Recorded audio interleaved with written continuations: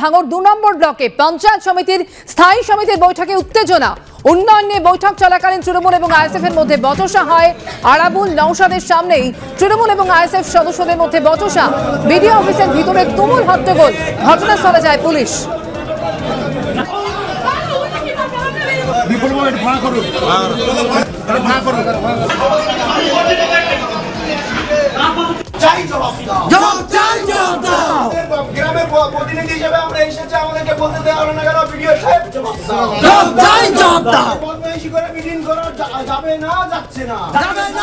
পরের খবরে আসবো কালিম্পং যাওয়ার পথে ভয়াবহ দুর্ঘটনা।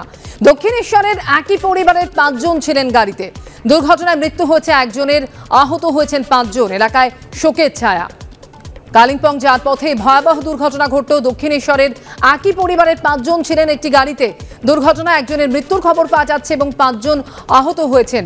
এলাকায় শোকের ছায়া নেমে এসেছে।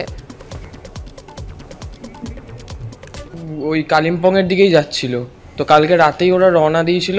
সবাই আনন্দে খুশিতে সবাই রওনা দিয়েছে। তো সকালবেলা আমরা এরকম 6:45 কি 6:30 নাগাদ এরকম এই খবরটা জানতে পারি, যেরকম একটা গাড়ি অ্যাক্সিডেন্ট করেছে আর দাদা বেঁচে নেই। আসুরের আরেকটা বাড়ি আছে চুইকিমে, ওখানেই যাচ্ছিল। এই তো আজ সকালে এই ঘটনা। 6 জন, এখন অব্দি যা জানি বাগডোগরার কাছাকাছি।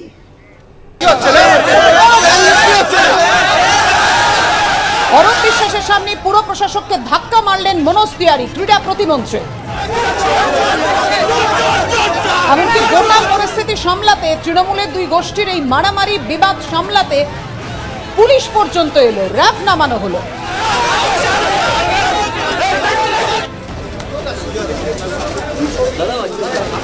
পুর প্রশাসক এবং ক্রীড়া প্রতিমন্ত্রীকে নিয়ে বৈঠক করলেন মন্ত্রী অরূপ বিশ্বাস।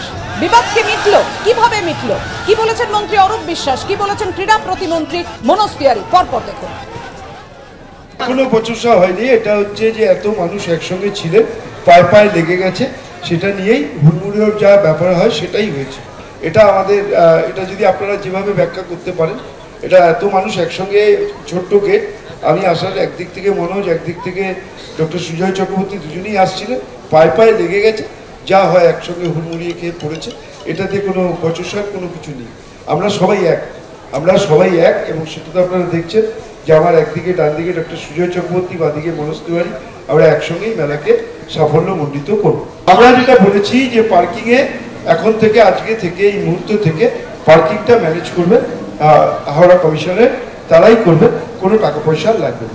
পরিবারে কিছু না কিছু সমস্যা থাকে, কিন্তু পরিবার অটুট থাকে, আমাদেরও পরিবার অটুট, কোনো সমস্যা নেই। একটা ভুল বোঝাবুঝি ছিল, মিটে গেছে। প্রথম বছর মেলা, অভিজ্ঞতা সবার সেইভাবে থাকে না, ওনারা একভাবে চিন্তা করেছিলেন। আজকে আমরা 3 জনে মিলে একসঙ্গে আরেক রকম চিন্তা করলাম, করে আমরা একটা সিদ্ধান্ত নিলাম। যেটাই নিলাম সেটা আমাদের যৌথ সিদ্ধান্ত, সবাই মিলে নিলাম।